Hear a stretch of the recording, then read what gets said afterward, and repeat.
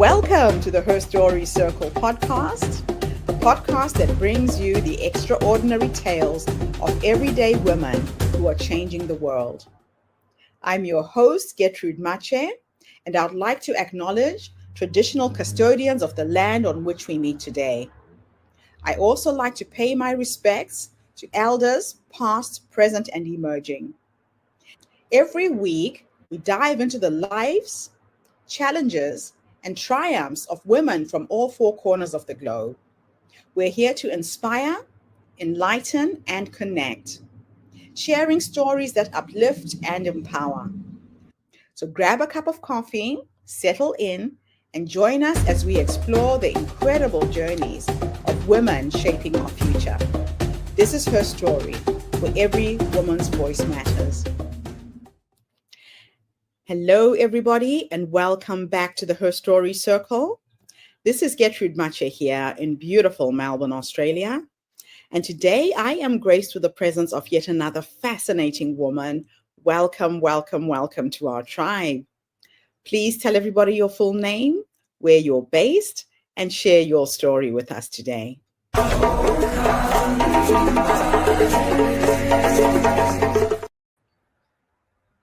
Well, hello, everybody, and hello to you, Gertrude. It's such an honour and a privilege to be with you today. So thrilled to be here. My name is Susie Botross, and I too am based in Melbourne. I can't say it's sunny today. Peek out the window this morning. It's looking a little bit gloomy, but that's okay. I am looking forward to tomorrow morning because my husband and I celebrate 30 years of marriage this week, and we're heading off to Bali in the morning. So that's exciting. But I am a wife to Peter, as I said, for 30 years. I've got 3 children, and they're aged 17, 20, and 23. And I have grown up in Melbourne in an Egyptian family, actually. So whilst I was born here, but my background is Egyptian. So all of the things that are relevant to other abroad families are relevant to me. We all want our kids to be doctors, engineers, or dentists. So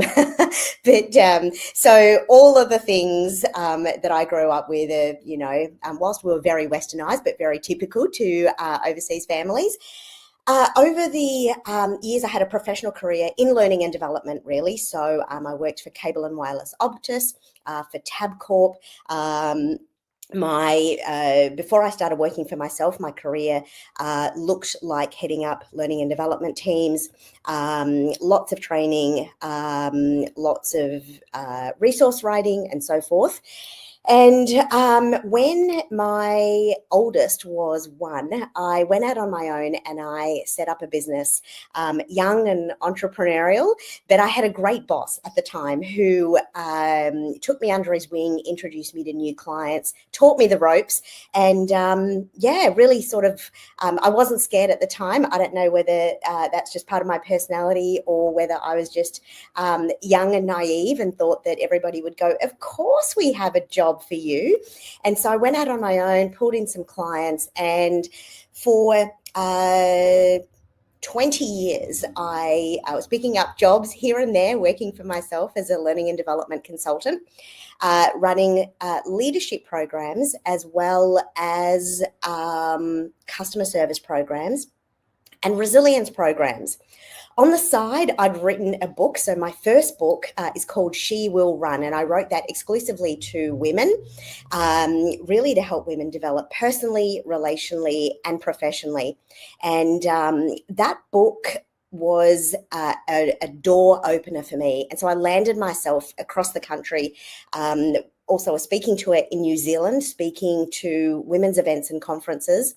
And I was having a great time. I've got a real passion and an energy, and I guess an internal wiring and a makeup that thrives and gets excited about being better and helping others be better. I'm very practically minded. And so my mind ticks in the way that it turns concepts into applications. So, let's just take like a simple one, for instance, whatever it is, if it's time management, immediately my brain goes towards, finding peak energy times, finding peak hours in the day, breaking things down. So I was finding that I was moving in my groove.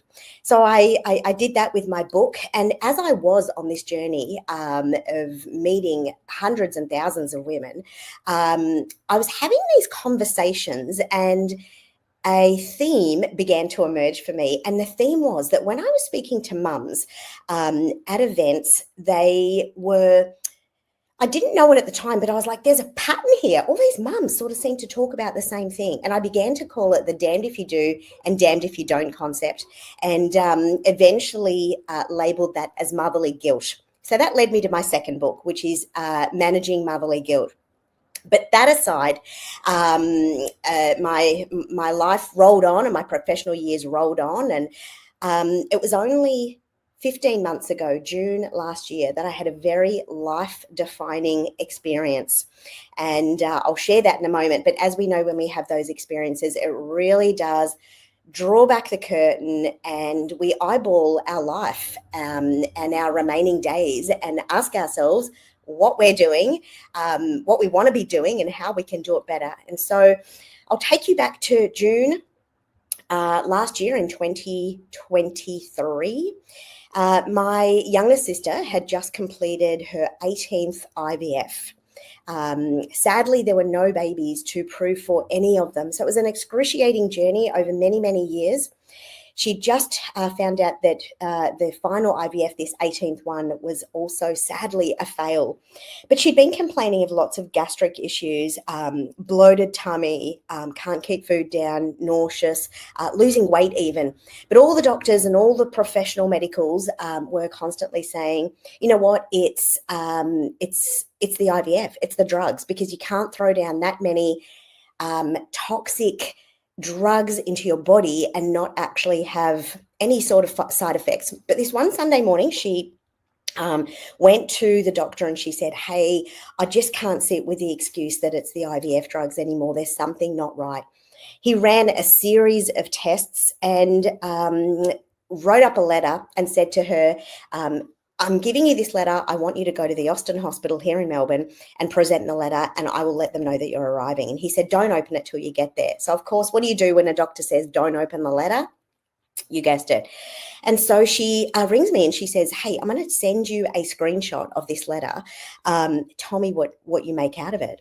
And it's doctor language. It's doctor jargon. Now, I don't know about you, but they speak another language. They don't just have, doctor handwriting. They have doctor vocab. So not much of this letter made sense, but there was a sentence at the end of it that said possible malignant connection. Of course, that caught my eye. And I said to her, hey, I can't make much sense of the letter. It sounds a bit unnerving, but what's that sentence? And she said, yeah, me too, but we're about to find out. That was the Sunday. On the Tuesday, the doctors had come back and said, look, we can confirm it's stage 4 stomach cancer. So she's 42 years old. By the Thursday, 2 days later, they were giving themselves 2 days to actually call in a national conference with doctors, oncologists and scientists to work out what they could possibly do for her, because the medical system works hard for young people, we discovered. And so the Thursday they came back, and I will never forget this day, but the doctor stood in the room and they said, look, we don't have good news for you because we've discovered that the cancer cells are floating around in the cancer fluid. So it's a bit like trying to get cordial out of water. So my sister, a very smart young lady, she says to them, I am a psychologist. I run a practice. Do you think I tell my patients that I'm taking 12 months off, or shall I shut down my clinic? To which they said, we think you should shut down the clinic. And then came the second question, how long do you think I have to live? And then it seems like forever until that question is answered, if you've ever been in a situation like that before. And they answered with 4 to 6 weeks. and she passed at the 10-week mark. So that was an excruciating journey, some really tough times. But following that, of course, when the dust had settled, I eyeballed my life and I'm like, what do I want to do? And I'd lost my mum when I was 18 and my dad at 27 many years ago. But I've always said I am never going to be or want to be a grief expert, but I'm a resilience expert and I've been training in resilience for years. And so I was like, right, this is my chance. What do I know? How do I practice my techniques? How do I embrace what I've been teaching for years? And so I was like, okay, I'm going to funnel in and I'm going to go hard on this resilience space. I'm going to pull back the leadership and the customer service. I only do that on request now, but I've decided to do a little rebrand. And so resilience is all I like to touch at the moment, teaching audiences 3 key strategies for how to not just be tough in tough times, but how to leverage our challenges, see them as opportunities, never let them break us. But what are the techniques involved in actually using them as a stepping stone and an opportunity to go further, be better, stand taller, and embrace opportunities that were never otherwise seen by us. So that's me in a really speedy nutshell. What an incredible story you shared with us today, Susie. You know, death is a funny thing. It does have a way of stopping you in your tracks and making you reframe and reevaluate everything about life. Absolutely. This life is so fleeting. And it sounds to me like your sister gave you your life back. Yeah, that's a beautiful way to look at it, isn't it? Yeah, she did. She taught us some really significant life lessons. In fact, one of them was on her deathbed. Of course, we weren't to know because who knows when your last breath will be, but she'd been deteriorating quite significantly. And 2 weeks before the end, so in week 8, she asked me to line up a stack of friends that she thought would benefit from some of her life lessons. And so 2 weeks before she passed, she had me on scheduling friends back to back to literally hang with her for a short period of time, so that she could share what she wanted to leave them with, what she'd learned from life and her parting words. And so even on a deathbed, someone can leverage their challenges. Wow, that's just incredible. She Yeah. sounded like an amazing young woman. Oh, she was. She was. Now, how would you define resilience? And why do you believe it's a hidden superpower for everyone? Yeah, yeah.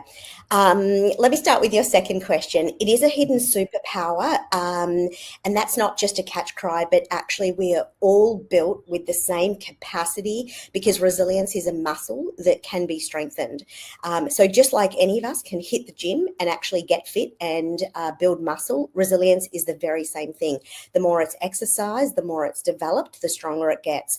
My definition for resilience would be the ability to handle life's challenges, big or small, because even the small ones have a way of accumulating and then becoming so heavy. So whether it's big or the accumulation of little ones, handling them in such a way that doesn't take us out of the game. But having the skills and developing the ability to be able to, yes, have the meltdown, but have that for shorter periods of time, every time, and come back from that with a real tenacity. And that's not mind over matter. But it is, we can learn to be like this by watching the way that we talk to ourselves, by watching the way the narrative that we give to our situation, and by training ourselves to actually almost put deadlines on our negative and destructive thinking around our challenges, almost, metaphorically putting a stopwatch on that and going, it's fine to be devastated about this, but I'm going to give that a time frame, and then I'm going to revert to looking at ways that I can leverage this, that I can come back from this, ways that that I can look outside of this, because our challenges have a way of blinding us and causing us to just a tunnel vision. Yeah. How to break out of that and that cocoon that wants to cause us to have our challenges as the only focus going on in life. Yeah. So there's techniques around breaking out of that. That is just fantastic. Now, can you share the personal challenges that shaped your own perspective on resilience besides your sister's passing? Yeah, for sure. I think that um,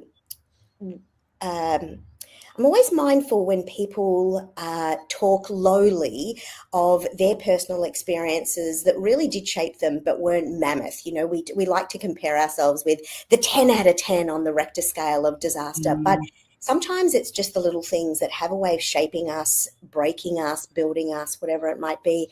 And so, I mean, I've got so many experiences along the way, but a couple that I like to share when I speak to audiences are at 25 years old, for instance, my husband and I put our life savings into a business that we set up.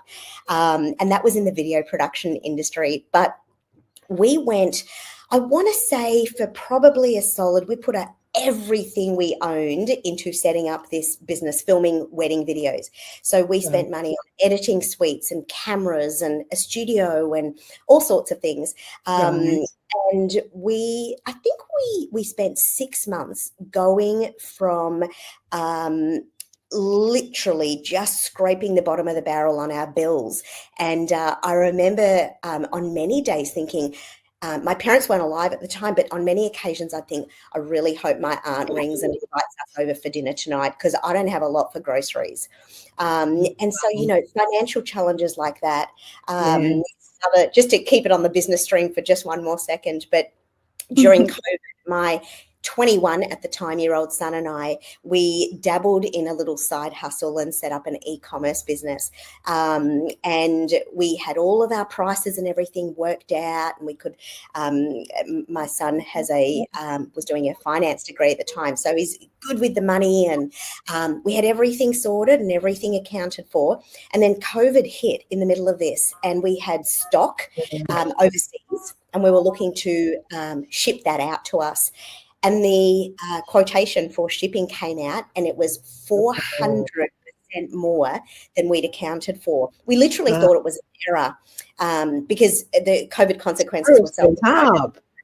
we thought it was an error. We didn't have the extra money. And I just remember probably crying for a couple of hours going, well, we either throw all of our stock off the sea overseas because we just can't afford to do anything with it, or Yes.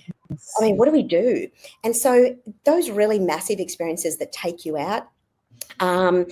Other than that, one personal challenge that really, really did shape me was because my mum passed away from breast cancer. I was 18 at the time, and I think I bounced back from that quite well, in all honesty.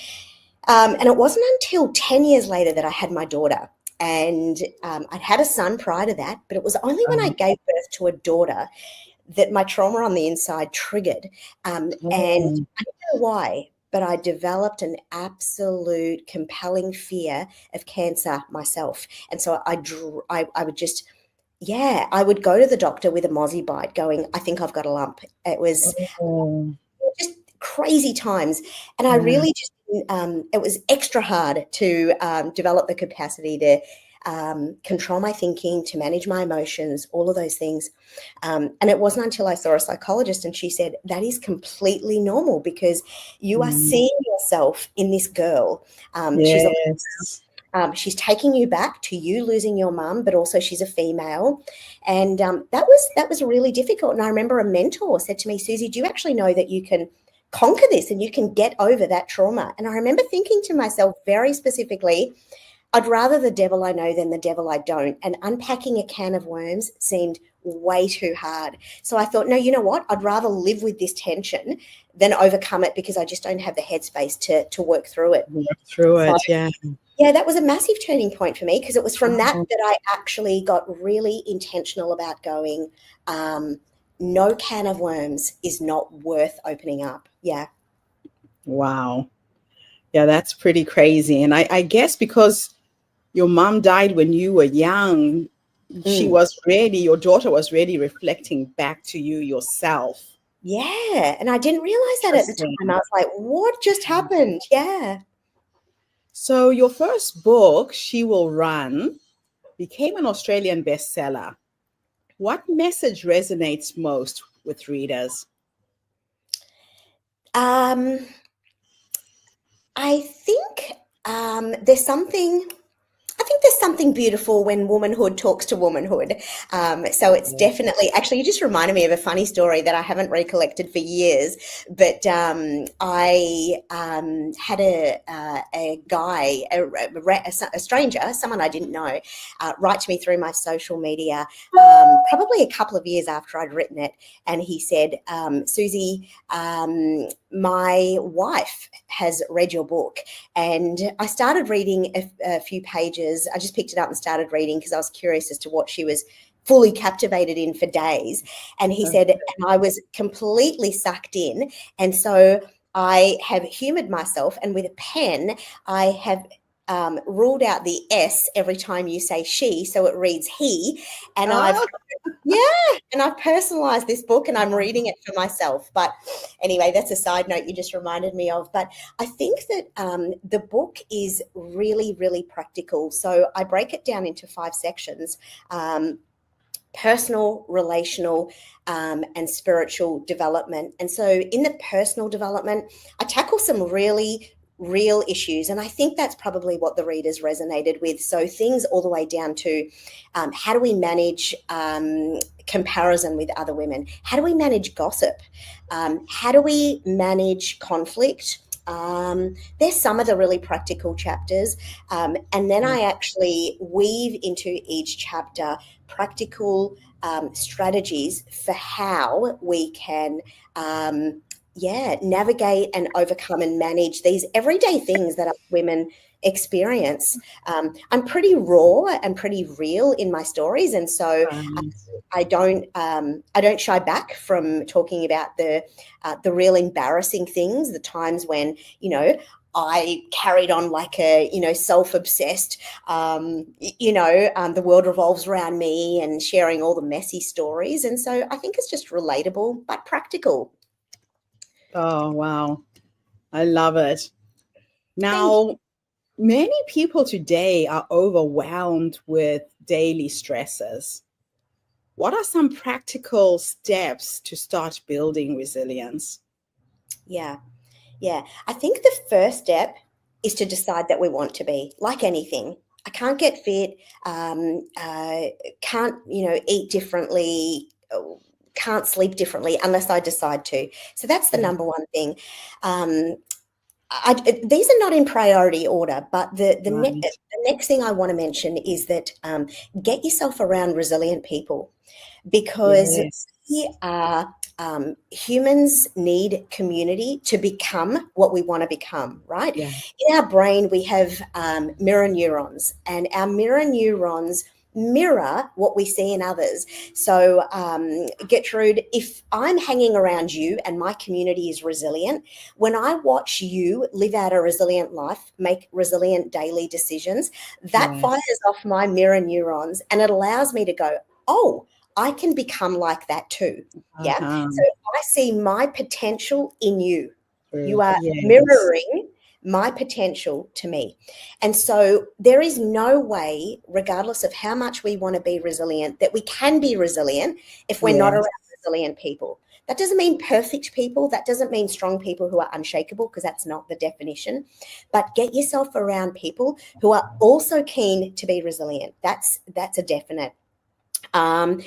The other one is to be a vulnerable person who talks about the things going on, and be a reflective person. I love the phrase that I heard once where someone said, we don't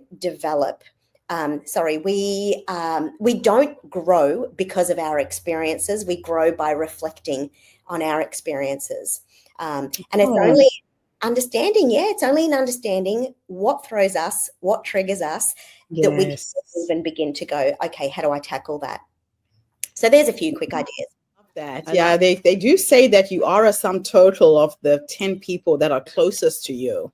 Yeah, absolutely. So being very aware of who am I hanging out with? What am I learning from them? How are they being? It's like when you are in a group of negative people, you will fall into that negative mindset. Yeah, Whereas if you absolutely. hang out with people who are positive, it's the exact opposite effect, right? So true. So true. Yeah. Yeah. Now, can you share an example of someone who applied your resilience strategies and saw some significant change? Yes, I can. I can.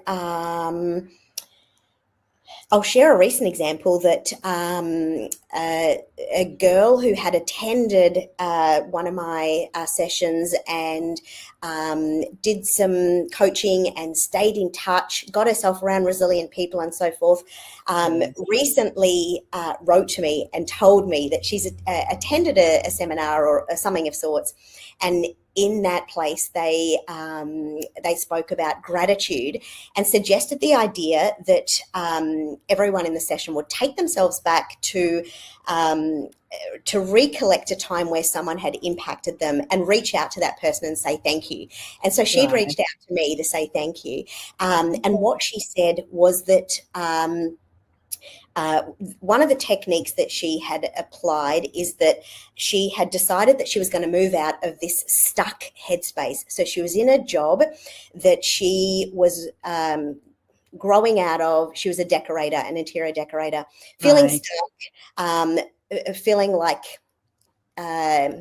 it was old, had a boss that was difficult to be around, and was looking at a career change, didn't believe in herself, whatever. So she said that one of the things that she took away from the session was the ability to break things down into bite-sized pieces and really curate a new future, a new possibility. And soon after, she had resigned from her job and set up for herself. And so she said, hey, I am up to 88,000 followers on Instagram, which blew me away. I was like, wow, tell me, what are your techniques? But that was just a recent conversation that I had in the last fortnight. So stories like that really excite me. I love seeing people thrive, even if it's just one simple thing. And that's all we need to do, because you can't implement everything, but start somewhere. And so for her, going back to your question, it was breaking things down because the big overwhelming cloud was just crippling, not motivating, not mobilizing, and just seemed impossible. But breaking it down, it was like, hang on a minute, I can tackle this piece by piece. Yeah. Yes. Oh, I love that. Now, what has being the only surviving member of your birth family taught you about overcoming adversity? I think first and foremost, it has taught me that you can. It has taught me that you can. Honestly, people, I mean, last night I was at this event and this girl came up to me after it and she could hardly string a sentence together and she was streaming with tears saying, I feel so sad for you. Thank you for sharing your story, but I feel so emotional for you. And I honestly had to remind myself why she was crying so hard. And so I was comforting her saying, this is literally last night, I was saying, oh my goodness, you're so sweet. Thank you. But please, I'm fine. And it was like, it's almost like an out-of-body experience. I honestly caught myself thinking, is she talking about me? Because I think that adversity in that space has taught me that it really is, it's possible to step out through the cocoon, the caterpillar through the cocoon and a butterfly on the other side. It's possible to step out of our dark times. Not possible. It's certain that we can step out of our cocoon into freedom on the other side if we give ourselves time and if we tell ourselves that that's our goal and we do all the right things. For some people that it might involve some therapy together with we're holistic people, right? So it's never one technique, it's never one thing. So if we do all the things, but I think really to answer that in one sentence, it has taught me that it is possible. It absolutely is possible to overcome any form of adversity. Yes, that's interesting. Now, for those attending your workshops, what's one key takeaway that you hope that they will remember and apply in their lives? My workshops break down how to leverage our challenges into three key strategies. Right. But one of them is about feeling our challenges. And that is oxymoron because none of us like to feel our challenges. Yes. What? I want to run away from them, not feel them.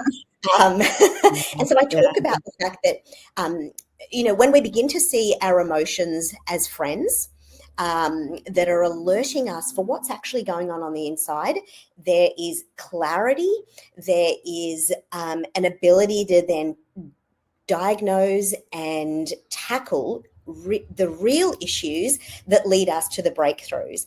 Yes. And, I often say, some of us are like, I would never befriend my emotions. They're like, crazy psychopaths, not friends. But if we can develop that, Yes. and if we can get comfortable with them, not nervous around them, I mean, Yeah. that's huge. That's huge on the resilience journey. Yeah, I read a book once that said our emotions are like our children. When they come to you, you don't push them away. You pull them closer to you. You give them your attention. Yeah. The more you push it away, the more they want your attention, right? Yeah, they And, nag. and the emotions pass through you if you just sit with it for a while. But it's Yeah. that discomfort of sitting with it that people don't like.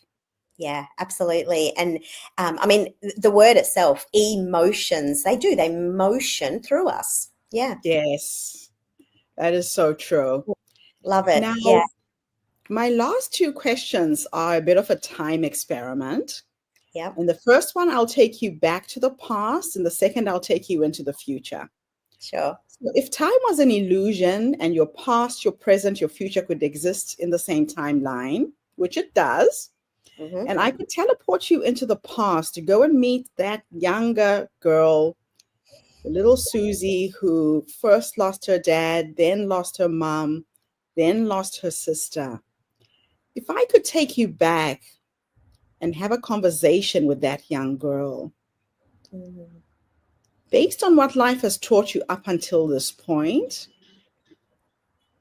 what would you say to her? What three nuggets of wisdom could you share about life? Oh, You're throwing that at me unrehearsed. That's a big question. Let me think. What would I say to that young girl? I preface this with this is my non thought through answer, but I would say this: life is difficult, but life is beautiful. And if you can manage the tension,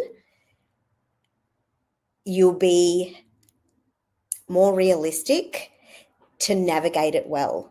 Your expectations versus your reality will be a smaller gap.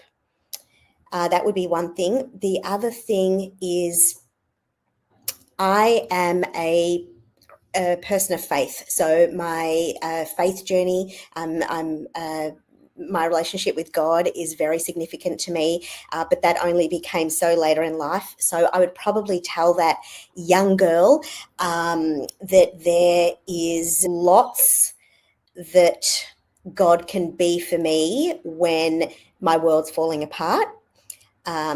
So press into that. And the third thing I would say is this: find your people. You don't have to be everything to everyone. Find your people, let them speak into your life. Follow the values that together you guys agree make you your best self, and don't be a people pleaser. I think I'd probably, say that to myself, I think. Love it. Absolutely beautiful. Very good advice to anyone, really. Excellent advice. The last question, I'm teleporting you now to go and meet the 90-year-old you. Oh, yeah.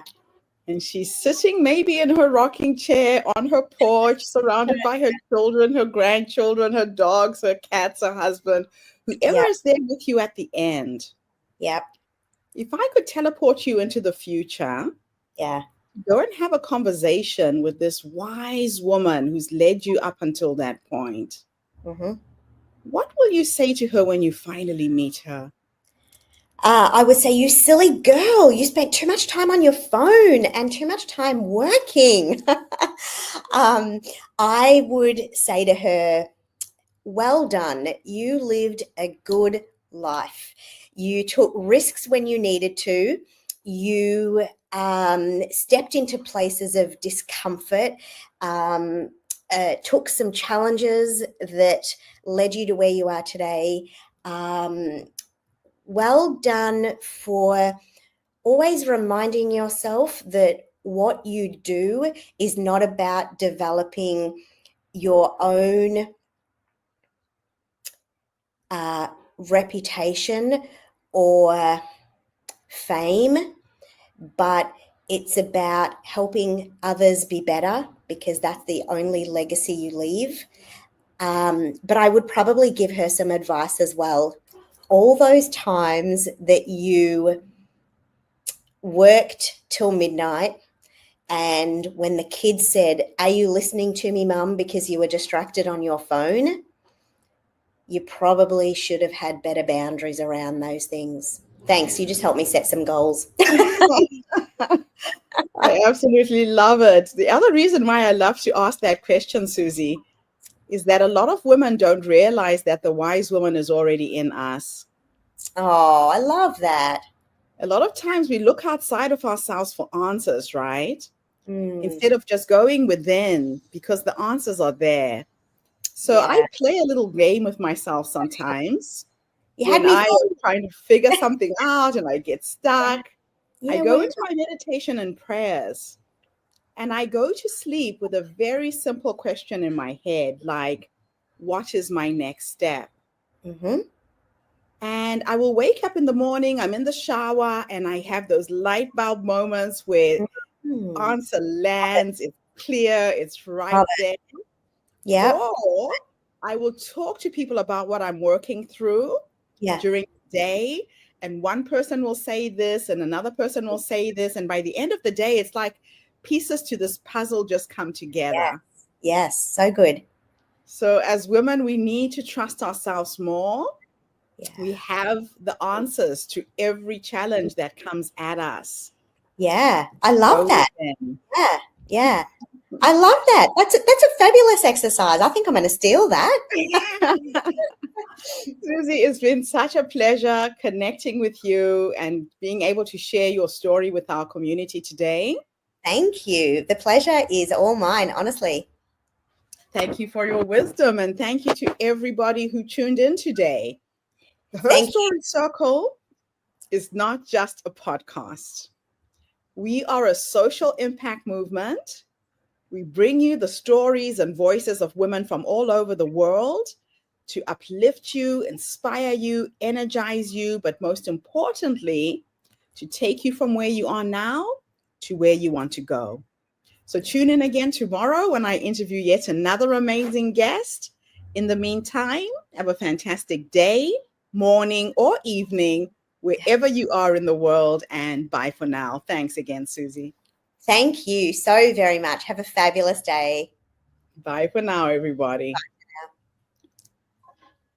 That's a wrap, everybody, on today's episode of the Diversity Connector podcast. Thank you for tuning in and being part of our vibrant and global conversation. I'm your host, Gertrude Mache, and it's been an honor to share this space with you, where voices from all walks of life come together to weave a tapestry of diverse perspectives. Remember, every story you've heard today is a thread in the larger fabric of our shared humanity. So, as you step back into your world, carry these stories with you and let them inspire you to embrace and celebrate the rich diversity around us. Don't forget to subscribe, rate, and review our podcast to help us share these inspiring stories with more listeners. Do follow us on social media by looking for the Diversity Connector podcast for more updates. Until then, keep connecting, keep listening, and keep celebrating the beauty of diversity. This is the Diversity Connector podcast signing off. Stay curious, stay open, and definitely stay